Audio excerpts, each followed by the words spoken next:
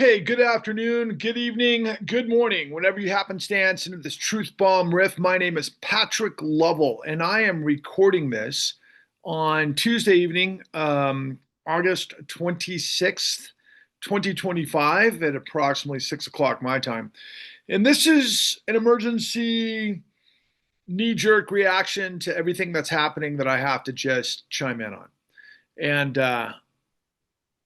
it's utterly insane. I really wish and I hope with everything that I am that someday someone figures out what I'm in the midst of, who I am, all of these things that are going around me, and what I've been trying to do now for, I think, 648 Truth Bomb Riffs on my YouTube channel that you can find at Patrick Lovell Truth Bombs the Con. That's a result of trying to get the world to understand our collective work. And by our, I mean my team and myself as the guy who's kind of the protagonist. And everything it led to that begins with The Con at www.thecon.tv. And also, because of everything that's laid out there, leads you to understand really the blueprint of everything that I'm about to reveal to you. Um, and then leads to the solution, which is right behind me. If you can see it, the Clean New Deal that you can find at thecleannewdeal.org.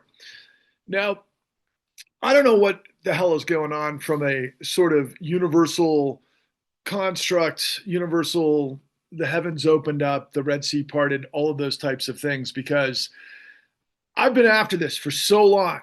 And I really would encourage you to go into my YouTube channel and go back to the very beginning and hear what I had to say, because that I recorded probably about 3 years ago. And just understand what I'm saying then is what I'm saying now, in what I've said throughout the entire time, with more and more information, more detail, more resources, more sources, all of the elements that play out and all of the information that I have. And so I'm just going to get to the point. So a lot of people, and I guess I was really triggered last night by Rachel Maddow, the 1 day a week Rachel Maddow, who probably gets paid north of $20 million a year. I know that's like a 50% reduction from what she had during the last several years, but probably for her mental stability and everything else, just does it once a week. And she delivered a pretty monumental show last night, and I would encourage you to check it out. It would have been recorded on Monday, August 25th, obviously.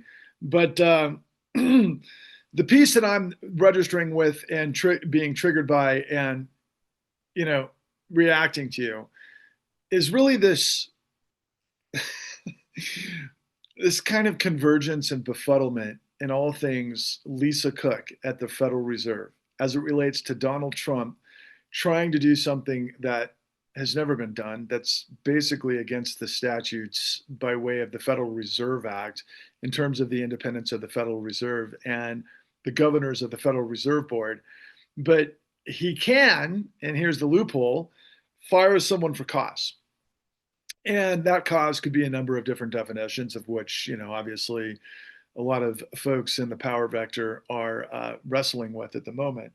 But that include, I know, any number of, just monumental incompetence or incredible, I don't know, let's just call it uh, corruption, which is funny, and many other things that could probably fit under the scope of the statute of what that involves. But what Trump is alleging is that Lisa Cook is guilty of mortgage fraud. Now, I understand from kind of the details that I've heard that the mortgage fraud is in so much that she used, I think, her position to obtain better than qualified rates, I think, on two residences. But I think really the symbiosis here is that she chose one residence as her primary residence that wasn't statutorily enabled by that particular rule. And therefore, he's saying that played out into the mortgage fraud. Now, I'm not sure exactly where her two homes are. I do know that there's different statutes for different regions. Like, for example, if you live in California and Los Angeles, you can do that as a primary residence as well as have a house in Washington, D.C., that you could call a primary residence. And, the legalese and all of these things, of course, requires a lot of expertise in those who are actually in the fields in those jurisdictions that have, their bar licenses in those specific arenas to probably have a very thorough understanding of exactly what the intent of those statutes are. But this is a political move. It's a political move on top of all the other political moves that we're seeing that are absolutely just insane, from activating the National Guard in DC or the police and taking it over and turning this into an authoritarian state, and all of the things that are happening with gerrymandering. And I could go on and on and on. And I will. I'll conclude with those points. But the key consideration as it relates to mortgage fraud, first and foremost, Donald Trump is the kingpin of mortgage fraud.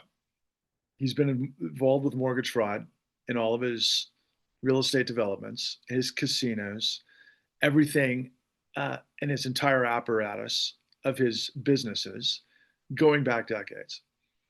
I have evidence and access because I interact with one of the greatest journalists of our probably nation's history, a gentleman by the name of David K. Johnston, who is literally Donald Trump's most hated journalist. And David K. Johnston is, a Pulitzer winning journalist, highest order, worked at the Los Angeles Times, did work on the corruption of the Los Angeles police, worked at the New York Times, worked at the Philadelphia Inquirer, did unbelievable work on Donald Trump in Atlantic City back during the late 80s and the 90s, has more information on Trump's taxes than anybody else that existed, and was a guest, of course, in Breaking News about all of the information that should have taken Trump down back in, I think, 2016, maybe it was 2017 on the Rachel Maddow show. But yeah, he's in this circumference of people that I work with, and he has revealed to me on many occasions, but in one particular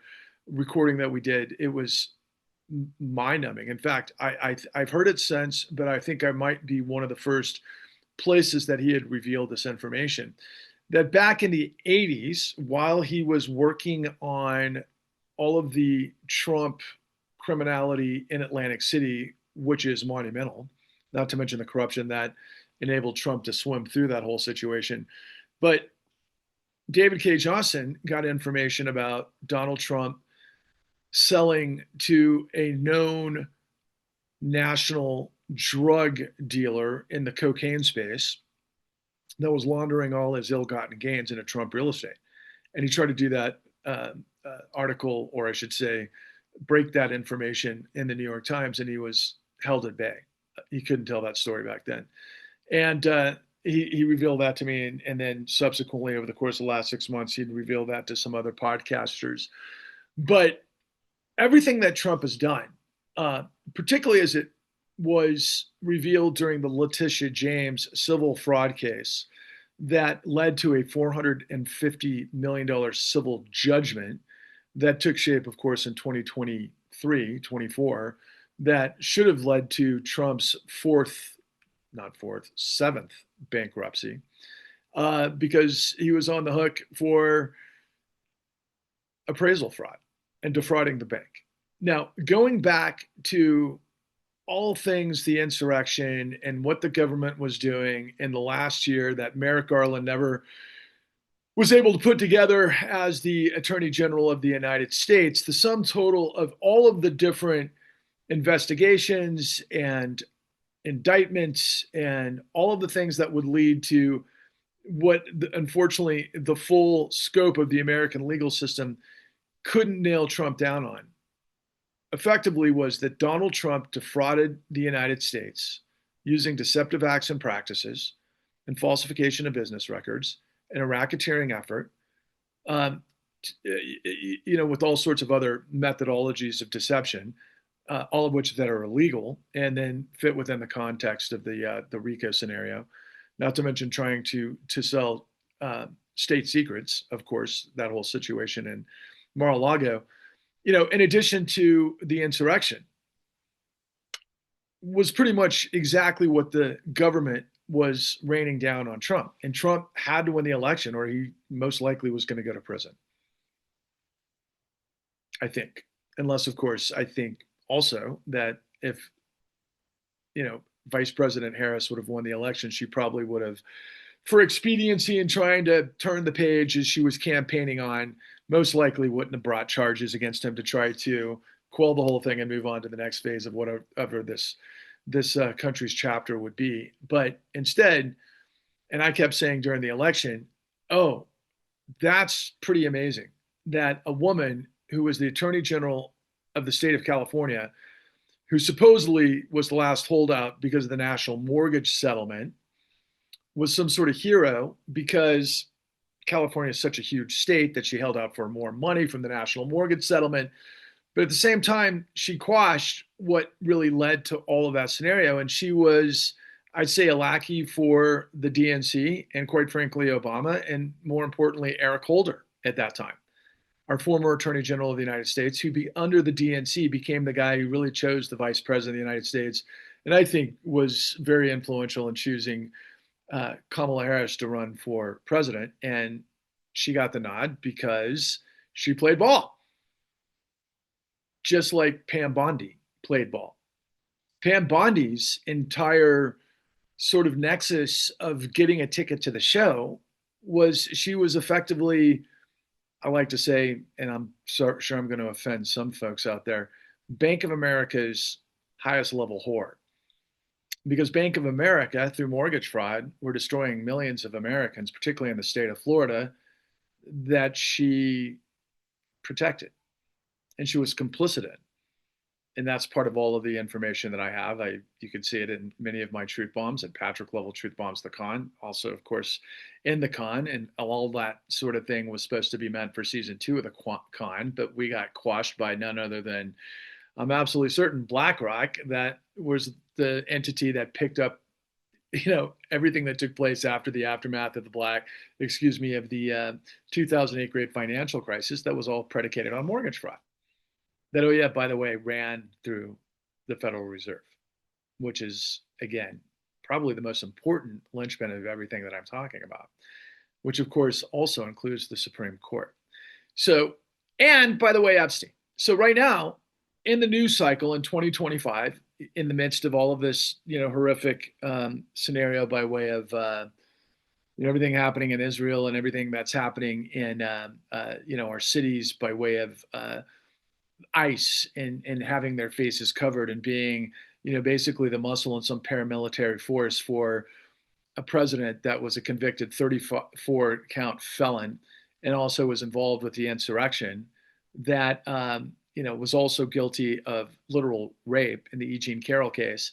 And now, as we can all see, covering up pedophilia because of the relationship with Epstein, and which, of course, Epstein is in top of mind for a lot of reasons, which, of course, run smack dab in the middle of Pam Bondi's DOJ, but also all involves the Supreme Court of the United States. So let's unpack all of these things. So again, let's say, and I got to take it up a couple of notches too, because of what Trump has already proclamated. So in the wake of Epstein and all of the things that are happening, and I know that we're going to see coming down the pike by way of whatever manifests from the Epstein list, is Trump has said that Obama was guilty of treason, that Obama was guilty of falsifying records and forgeries to frame him about Epstein and also Russiagate, right? In the 2016 election and Russians' involvement with, all sorts of sabotage in the election, which they're guilty of. And quite frankly, one of the biggest inspirations for me is a journalist by the name of Matt Taibbi, who's no longer a journalist, who got paid off by MAGA slash, Elon Musk and the powers that be to shut the fuck up. Because Matt Taibbi used to know all the stuff. And that's how he got his bones, by writing 10,000 word essays that were absolutely brilliant and monumental in Rolling Stone magazine. Until, of course, after the clown, what is it, the President Clown Posse, his book, and all of the other things through 2016. And eventually you wind up in, let's go fast forward 10 years. And I saw him so exasperated with the financial crisis and all things that manifested from Wall Street that he kind of threw up his arms and was like, nothing's going to change this whole situation, because he knew it all.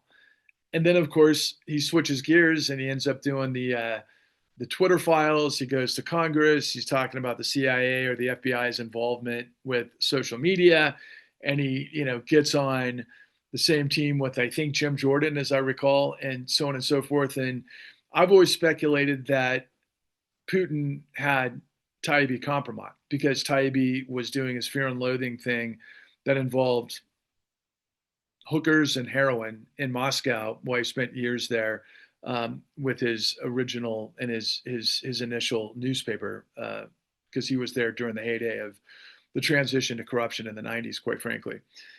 So I find that all very suspicious and very intriguing, given all of the nature of what we're in the midst of. So Lisa Cook, a federal board governor who just happens to be black, and as we've seen with all of these police forces, demonstrable police force all over the United States are in really blue cities, Los Angeles and Washington, D.C., soon to be San Francisco. I know Chicago is on the list, of course, based on everything we're hearing from Pritzker, and so on and so forth, right? We're not seeing it in Houston or Dallas or, some of the other maybe MAGA mainstays, even though their crime rates are probably substantially higher than DC and the others. But turning back to the mortgage fraud, Donald Trump got convicted of a giant mortgage fraud scheme that was manifested from defrauding the bank in that civil fraud trial with Letitia James, where he, among other things, was proven to have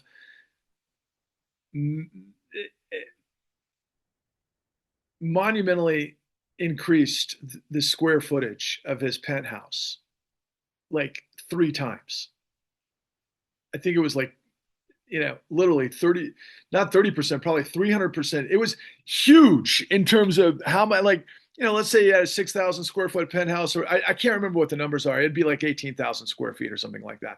And if the square footage and the comparables in his penthouse would be like, I don't know, something like $200 per square foot, maybe he amplified it to like 600. And that's what he would use to get, these giant loans from Deutsche Bank.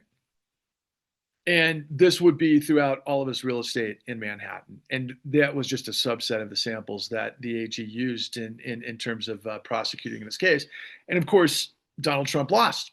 And there was this $450 million fine that gave him the death penalty, meaning the Trump businesses, enterprises, those things we think about when we think back to The Apprentice and Trump and real estate and New York and all of the rest of it. But really, that's another aspect of this. So we all know Trump is this giant developer. If you know the backstory, inherited, I think, $400 to $600 million from Papa Fred Koch, who was obviously a white supremacist involved with the KKK, but he made his bones by being a grifter, by doing all sorts of low-income housing in Queens and on, government contracts that they obviously looted and led to a giant fortune that Trump would inherit.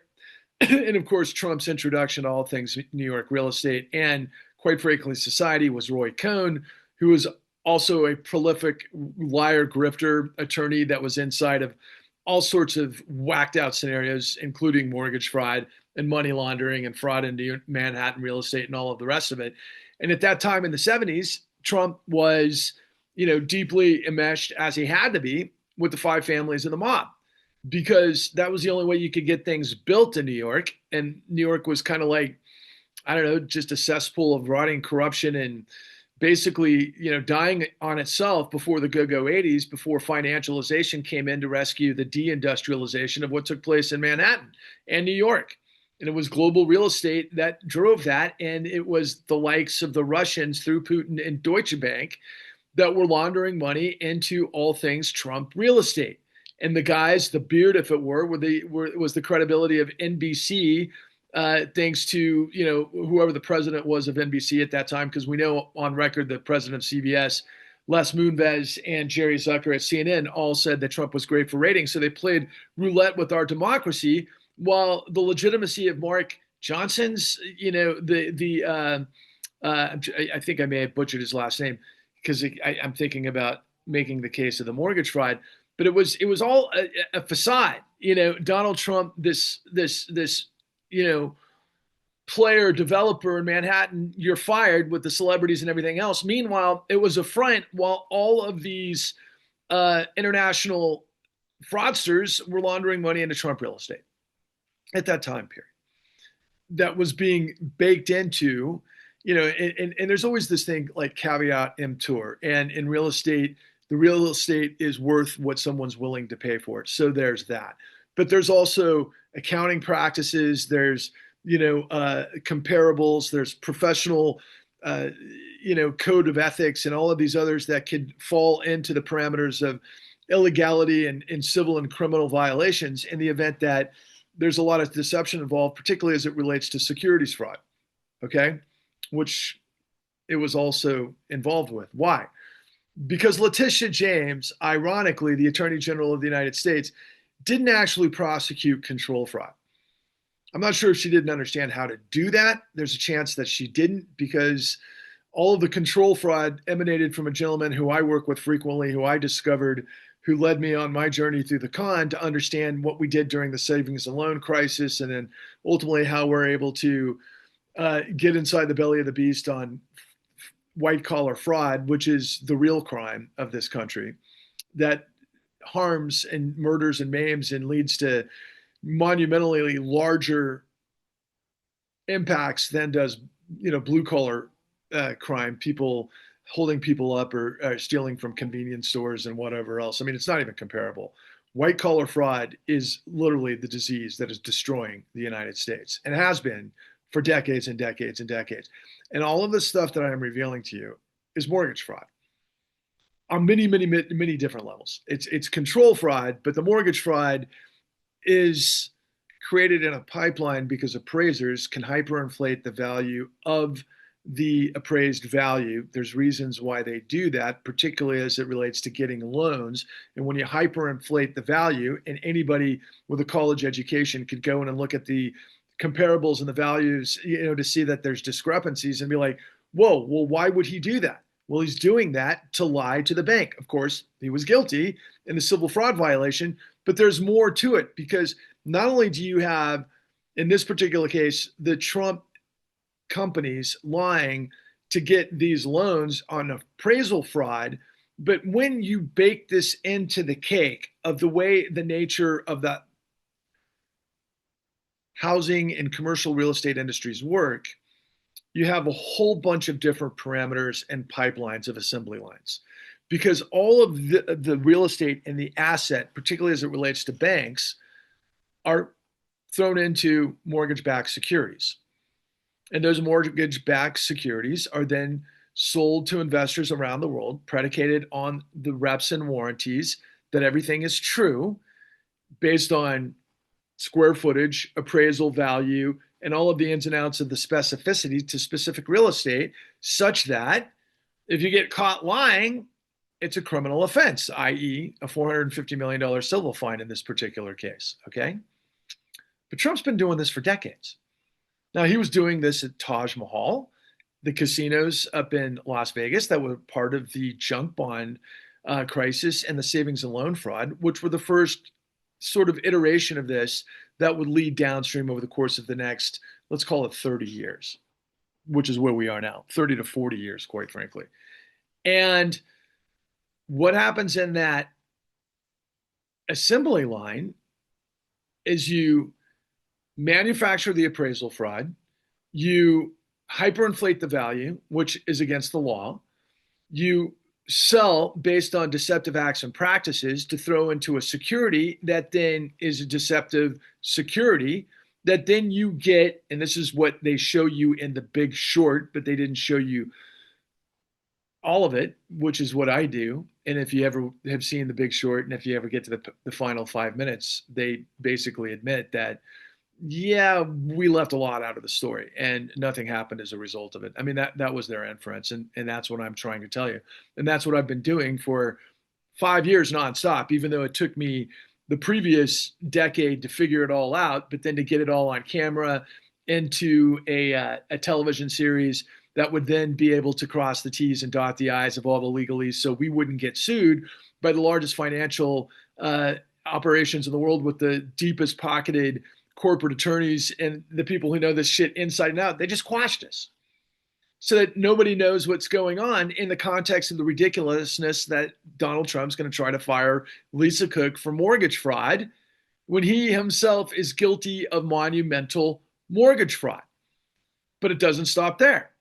Like I told you, it not only includes the Federal Reserve because of what I'm telling you, but it also includes Epstein and includes Putin, most notably through Deutsche Bank as it relates to Putin. So New York Attorney General Letitia James did not understand that the banks themselves were packaging the securities of these giant mortgage-backed appraisal frauds to sell on the open market to countries, to cities, to pensions, on down the line, all of which require AAA, which means that in the pipeline of fraud, everybody was lying every step of the way, including the credit rating agencies that were getting paid to turn turn away. And the way it was exemplified, or it was the way they showed it in the Big Short was there was a woman who, of course, the protagonists / heroes who were doing their due diligence to do the shorts talked to at one of the major rating agencies. I think it was Moody's, which happened to be and still is owned by none other than Warren Buffett, one of the world's largest investors, most successful investor in history. And by the way, who did his own bailout of Goldman Sachs, ironically, after the 2008 great financial crisis, who were a huge player in this whole thing, going back to the vampire squid and Matt Taibbi. But in the nature of the analytics that I'm talking about, they were obviously not doing their due diligence, which is what rating agencies are supposed to do to provide AAA ratings so that investment pools of billions of dollars can be invested in this. And those are the pensions of teachers and on down the line, mostly, laborers, workers, people have been, like I said, and I'll get back to this, but I'm going to say pipe fitters and steel workers and all of those types of people as well in unions and yada, yada, yada. Police, firemen, everybody, pilots, you name it. So what happens is the securities fraud based on the complicity and the criminality of the rating agencies who are tied to the biggest billionaires in the world are pumping this mortgage fraud through the system to destroy the world. Now, ironically, with Epstein, we have learned recently that he had an outfit within Bear Stearns called Liquid Capital. And Liquid Capital was literally a front, as it turns out, for international money coming from all over the place, including Russia, that was going into subprime mortgages. So international laundered drug money and, terrorism and, massive prostitution or Epstein-like honeypot traps and all of the things associated with it, that money was going into the system into subprime as well to finance it. Okay. Now, so was a lot of other stuff, but that's part of the puzzle. And in the immediate collapse of the 2008 great financial crisis, there was a situation where the Treasury Secretary, a guy by the name of Hank Paulson, met with the 13 biggest banks in the world, including Deutsche Bank, with then New York Fed Governor Timothy Geithner, and they laid out in a 3-page agreement that you were all going to take X amount of money that we're going to provide you to stabilize the system. And they called that Maiden Lane. It was Maiden Lane 1. Now, ironically, the idea was that they were doing that because there was a systemic rot in the financial system predicated on everything I was telling you. Because there's one thing about mortgage fraud, all the way through from origination with loan brokers, through the appraisal fraud, all the way through the securities fraud, that would then feed into collateralized debt obligations and CDO squares and all sorts of synthetic derivatives that would take a $4.5 trillion bubble in the housing market, and they turned it into an $800 trillion, $900 trillion global calamity because of the derivatives. which blew up the entire world. Which in the first portion of it, of course, well, I just told you, the Treasury Secretary who came from Goldman Sachs under Bush, his name was Hank Paulson, and Geithner, basically worked a bailout called Maiden Lane. Maiden Lane is ironically the street that it was right in front of Zuccotti Park where the Occupy Wall Street protest took place, and I happened to be there on the day the NYPD blew it up, and there's a whole other story about that. But that's incredible. Now, interestingly enough, again, like I said, Putin was laundering incredible amounts of money through Deutsche Bank, through Western markets, into the city of London, into New York and Trump real estate, quite frankly, into Hollywood, through Steve Mnuchin, who became our Treasury Secretary during Trump 1, and many other scenarios, but mostly into mortgage fraud. Now, interestingly enough, the Russians were super involved with mortgage fraud throughout Western Europe, specifically in Spain and Portugal, Ireland, Greece, I believe Italy as well. Pretty much all of those countries that got just completely destroyed in the aftermath of the great financial crisis as well. Same story. And not a lot of Americans are aware of that. And there's another piece of it that's in one of my truth bombs with this incredible former Greek economist by the name of Yanis Varoufakis, who's one of the smartest people in the world, who revealed to me the other Paulson, John Paulson, actually after the great financial crisis came into Greece and bought up Greece on the cheap. So who is John Paulson? Well, John Paulson was a guy who was actually doing The Big Short. He, if you know The Big Short, the film by Brad Pitt's Plan B and Adam McKay directed, and why can't I think of his name? He's one of the greatest actors of all time, Christian, or that's his last. Anyway, whatever, and all the rest of the guys. And my mind's swimming with the actual mortgage fraud, so I can't really think of all of their names at the moment. It'll come back to me.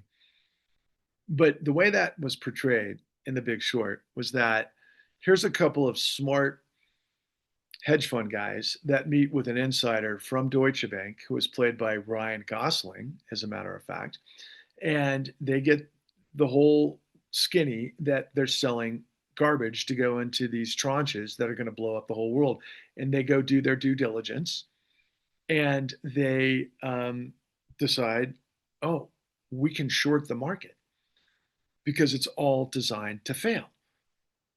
And that's exactly what happened. If you remember the film, why am I having such a problem? And this is one of my favorite actors of all time, Christian Bale. He's playing the drums and he's like this heavy metal guy, but he's this brilliant, former doctor who's a hedge fund guy. And they make this huge, Big Short because that takes giant risk and cojones because you've got to ride it out until the whole thing collapses before you can get paid off.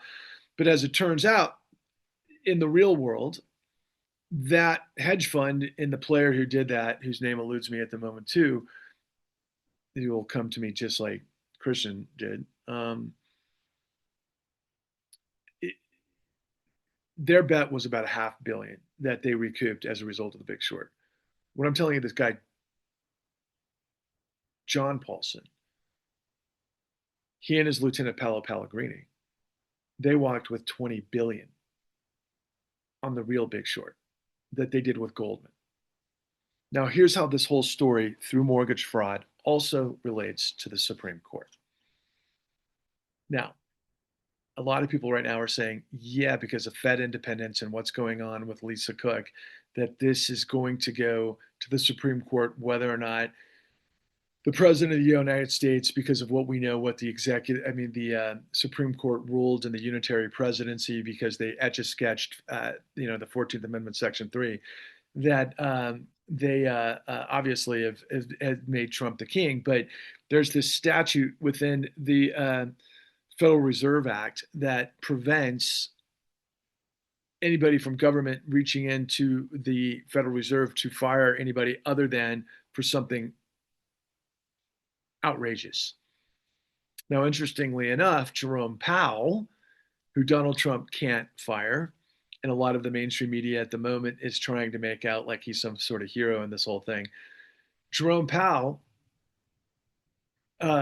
was involved with insider trading with a guy who was the head of the Dallas Federal Reserve, Kaufman, as I recall, back in like 2021, 2022, something like that.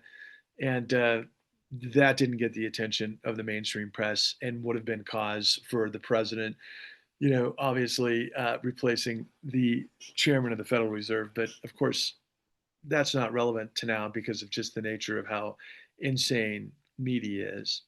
But obviously, if you listen to Rachel Maddow and others, and Rachel Maddow had Paul Krugman, who is kind of this go-to supposed, because he did win the Nobel Prize for economics, but he's about as mainstream as they get, and he completely did workarounds of everything that I'm telling you to not come clean like everybody else, because this is the story of everything. And ironically, it's all this intersection that they can't hide right now. So going back to the Supreme Court, so this Lisa Cook case could travel to the Supreme Court because of its rattling markets. And it's a big deal whether or not this idiot who failed business at UPenn, who obviously has cheated his entire life, and I'm talking about the Fuhrer in chief, the Mad Magazine Mad King, who's a complete buffoon idiot that's just destroying everything right before our eyes, who is completely guilty beyond insurrection and pedophilia and all of the other lies, but primarily his entire business model being mortgage fraud, that he was involved with, of course, Putin and Deutsche Bank, that Letitia James failed to be able to bring, to a conviction at a much higher level, which was racketeering, by the way. And, here we are at the Supreme Court. In the Supreme Court, that very Supreme Court that made Donald Trump a king, who's been backdoored over $1.5 billion over the course of the last, let's call it at least 6 years, by way of the reporting of ProPublica through Leonard Leo, and literally the backdoor into all things corruption at the Supreme Court. We're going to watch exactly what we can all predict they're going to do under the Roberts Court and what side they land on every single time for the Trump, uh, betrayal. But these clowns, literally 3 years ago, had the exact same case that I'm telling you about, that emanated from Goldman Sachs, because the Arkansas Teacher Pensions Union, alongside the National Plumbers Union and the Steelworkers Association, might not have been steelworkers, I think it might have been something slightly different, but something along those lines. They worked together in a class action to sue Goldman Sachs for what it is that I'm telling you. But the Supreme Court ultimately would rule without discovery that it was an act of God. This was like 3 years ago, seriously, just 3 years ago.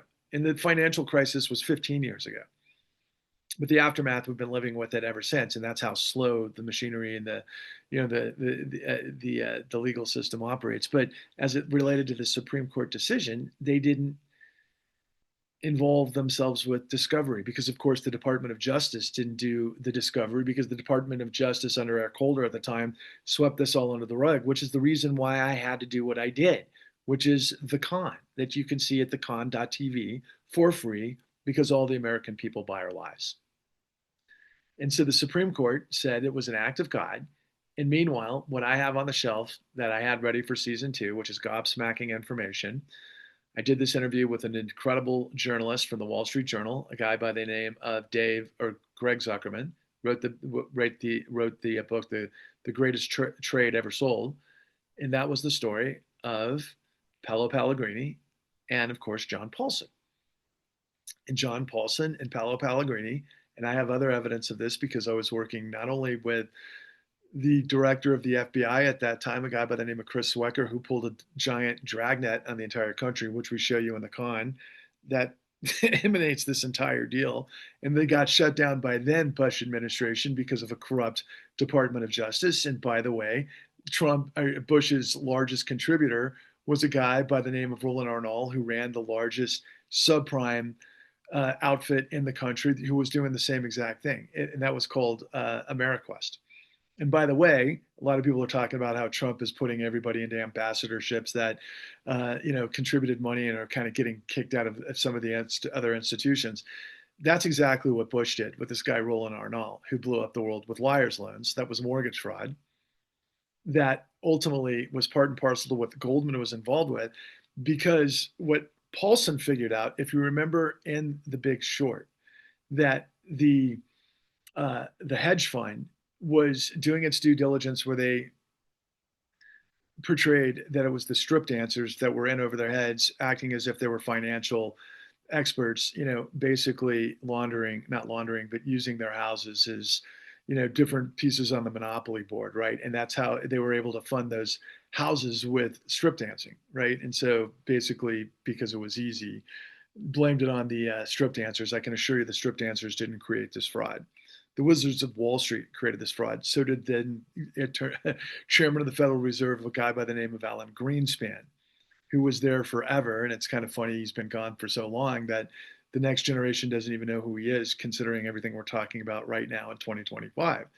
Because, again, the Supreme Court didn't do the discovery of what it is that I'm telling you. This guy, Greg Zuckerman, had revealed to me that Paulson and Pellegrini were using all of these different vectors of criminal mortgage brokers in hubs of Jacksonville, Florida, and also in Seattle, Washington. And I have access to one that I was going to put in to the con season 2, where they would literally go out and handpick the worst of the worst liars loans, what we call ninja loans, no asset, no income, no asset, especially, all of them that were sold in minority neighborhoods, for example, that they shorted in a monumental way. And the one, particular aspect of this that a lot of people might remember was Abacus and this guy named Fabulous Torre, who was writing in emails that this whole thing was going to blow, and everybody was in on it. And there was this, hearing with, Senator Levin, who famously quipped, "You guys put this in your emails," that said the whole thing was a bag of shit. Which, of course, Lloyd Blankfein, who was then CEO of Goldman Sachs, was like, "Look, the right hand didn't know what the left hand was doing." And Levin grilled him for it, and you got to see the con to understand it. But it was just like, you got to be kidding me. You guys were, which is intent, which is a criminal, capacity in terms of how everything runs from that point forward. They designed it to fail. And that's exactly what Paolo Pellegrini and John Paulson did to short the markets, that they wound up with $20 billion. Think about that. The Big Short, that basically was huge, that went around the world and back twice and is categorized as a comedy now. I think that was $500 million in terms of what, the real hedge fund made. And I still can't believe I can, because he's a legendary hedge fund guy. Gets the credit of having seen all this stuff. Meanwhile, everybody saw all this stuff. And that's what you see in the con. And I don't want to go into all of that, but I have all of that information, which means that, yes, the Goldman Sachs was lining up everybody's pension to get blown up. And I have the evidence. I do. And the Supreme Court quashed that, said it was a act of God. And of course, they destroyed the pensions of the teachers of Arkansas, pipe fitters and plumbers of America. That's what it was. Pipe fitters and plumbers of America. Look it up. Would you be surprised that that's what the Supreme Court did? Would you be surprised that you don't know about this, especially in context to this final piece of the equation? Okay. So we're talking about mortgage fraud, and that being the king of mortgage fraud, the kingpin of mortgage fraud, Donald Trump, who, by the way, got nailed for, predatory lending and fraud with Trump University. Of course, that's the only thing he ever copped to, that he paid $25 million in fines. But he also had Trump mortgages. He was late to the game. He was always laundering, but he was late to the mortgage game. He did Trump mortgages, where he did the same exact thing when he got wind of the fact, oh, you could lie on all of these subprime mortgages, sell them to fools all over the place, make shitloads of commission, sell them up the food chain, and nobody's the wiser. Yeah, Trump was involved with that too. Everybody was involved with that. So much so that this giant, monumental global racketeering scheme that reached $900 trillion in 2009 blew up the world. And the Federal Reserve, who now Paul Krugman is telling us that, oh yeah, they have independence because they're there to regulate the mortgage markets. Well, they didn't, because Alan Greenspan, Mr. free markets in the Ayn Randian sort of philosophical bent, but there's more to it than that laissez-faire, right? And by the way, Greenspan came out of Lincoln Savings, which was Charles Keating, which was the largest bankruptcy during the 2000, or excuse me, the savings and loan crisis that were all involved with Trump and all things in Atlantic City. But the mortgage fraud was being implored by every major financial system in the United States and quite frankly around the world. That blew up the world. That when it all collapsed, the whole thing was supposed to be regulated by the Federal Reserve. And Alan Greenspan, the then former chairman of the Federal Reserve, had said famously, nobody could have seen this coming. Well, meanwhile, I've also got the information that not only could he see the information coming, he was given the evidence of it all by the Fed board governors, including none other than a guy by the name of Ned Gramlich out of the Philadelphia Fed, that got that information from the people that are in the con. A woman by the name of Patricia McCoy and Kathleen Engel. And I've got them in my podcast, The New Untouchables. The New Untouchables, the McCoy files that had the evidence. And the reason why that's important in context of what's going on right now with this dilemma, maybe going to the Supreme Court with the Federal Reserve, is such that no, the Federal Reserve is supposed to be independent. No, the Federal Reserve is a creation of Congress and supposed to be mandated by Congress. But how many people, if you followed with me so far, could imagine Marjorie Taylor Greene or any number of these clowns that, are paid for by these billionaire sycophants that, got Trump in office could ever, figure this out or want to? That's not what they're paid to do. Could you imagine them mandating the Federal Reserve? They don't even know what the Federal Reserve does. They don't even know what economics is. They don't even know what money supply is. They don't even know what M1, M2, U1, 2, 3, and so on and so on. And I'm no expert in this stuff. I just picked this along the lines, but I became an expert in the Fed from this perspective that I understand exigent lending. In the aftermath of the great financial crisis, when the world blew up because of liar's loans, and we have all of this information from the Federal Crisis Inquiry Commission that also got suppressed because the media didn't know how to tell the story, and that's why I had to make the con. And I got this information from former Senator Byron Dorgan as well, who gave the absolute filibuster, the greatest of all time, on the floor of the House back in '98 when he was trying to filibuster against, the reformation, the deregulation of Glass-Steagall, which is what enabled all this shit. Because those were the lessons we learned during the Great Depression. And he stood on the floor of the House and said for 11 hours, we're going to destroy the world. And he was the longest serving senator in the United States history from South Dakota. Incredible human being who I interviewed in the con and who told me the whole story. And who was there the day that Hank Paulson said to Congress, you got to bail us out. And he knew that they were all lying because they were all selling sawdust. He knew that they were full of shit. But Congress went through and gave us TARP, the Troubled Assets Relief Program, that was sold throughout media because it was gobsmacking at the time. This was like in 2008 to create liquidity in markets because they were all bankrupt. They're all choking on their poison of their own liar's loans that they created. Who's they? The entire financial system. Because of the mortgage fraud of what I'm telling you. And ultimately, that was a drop in the bucket. It was just a dog and pony show because it was the Federal Reserve that came to the table a little bit later because Paulson had famously said, and this is Hank Paulson, that I've got the bazooka. And he was reassuring global markets that they were going to come to the rescue. And they did. He and Geithner, a guy by the name of Ben Bernanke, utilized the full faith and credit of the United States to be able to float financial markets because of the exigent lending capacity of the Federal Reserve that is supposed to be managed by Federal Reserve Act 13.3, which in the statutes it says that you cannot use exigent lending for commodities trades, particularly real estate, because they understood speculation in the roaring 20s. That's what created the Great Depression. And we learned all this because of the investigation of Pecora, which is why we did the Pecora files, the new Untouchables, the Pecora files, which is all the information I have. which is all the information that the Department of Justice sat on, but then actually delivered and eyes wide shut, but nobody read because the media never put any attention to it. And Eric Holder says all the same things I do in the $250 billion settlements about everything that I'm telling you with regards to mortgage fraud. And he had, basically floated the idea that we can come in with, criminal, uh, criminal indictments and convictions downstream. But of course, that didn't happen because the mother of all kingpin mortgage fraud artists became our president. And all of the fraud that happened since then. That includes Epstein and, of course, Putin and Deutsche Bank and everything that I'm telling you, and then of course the Supreme Court.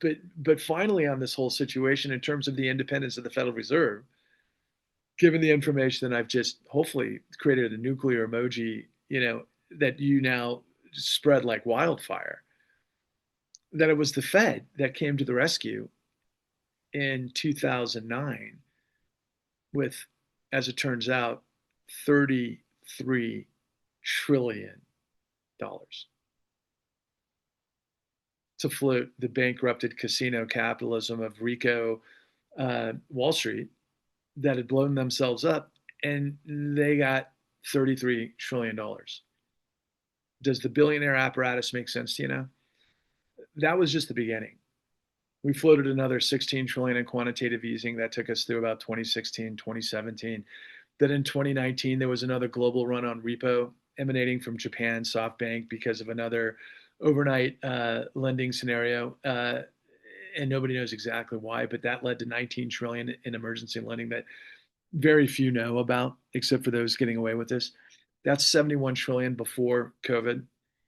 And then there's a loophole in Dodd-Frank that came after the 2008 great financial crisis that obviously all the Democrats, basically used to be able to say, okay, look, we'll let you have the bailouts, but we need to make sure this never happens again. But they had a caveat that the Treasury Secretary could override that in the event there was another emergency, which he did, which was COVID, and they bailed out. Trump bailed out, and in during COVID, what Adelson, casinos in Vegas and cruise lines, and also the airline industry and so forth. That all happened before whatever that bill was that Biden did downstream. That all came through Federal Reserve Act 13.3. And incidentally, Biden bailed out Silicon Valley Bank in the run based on mismanagement because of interest rate swaps and ultimately several other things, but I think a lot of it had to do with crypto by way of Peter Thiel and Silicon Valley Bank in 2022, 23. You remember like New Republic and everybody was like, and then Biden literally says, yeah, we'll never do bailouts again. That was a bailout using the full faith and credit of the United States to bail out billionaires through mortgage fraud. Yeah, that's what we've been doing this whole time. That destroyed tens of millions of people. That led to this calamity that we're in the midst of because I've always said corruption births and fuels fascism. And here we are. If you don't believe me, go back and look at my 648 truth bombs or however many there are. Try to call me out on any of this stuff. Look at all of my work. And there's more. But I can assure you, the entire world is imploding because of what it is that I'm telling you. I know exactly what created this problem, and I know exactly how to fix it. All you have to do is check out the con at thecon.tv, and then you can see the blueprint. That's the blueprint. But then you can see everything else that I've laid out for you, and then some, in what's called the Clean New Deal, which is right here. Get it? TheCleanNewDeal.org. Guys, we've just been giving trillions of dollars for free illegally to billionaires to basically destroy the world. That's what's happening right before your eyes. It's the money, baby, right? We all know that you can't do any of this stuff without the money. And so, the military, destroying due process and habeas corpus, and the guys behind the masks, and everything else that's just an absolute disaster that's going to lead to martial law and everything else. I've got the information that can take it all down. I just need millions of you to wrap your head around it. Join me, because when you, me, and everyone you see who isn't a Nazi, who believes in liberty and dignity and integrity and sustainability and beauty, when we merge in unity and we champion the Clean New Deal, that is our destiny, to purge the misery of tyranny and unleash the renaissance of possibility. Guys, thanks for listening. Onwards and upwards. Please like, subscribe, and share. And I'm always available for questions if you have them. Okay? Peace.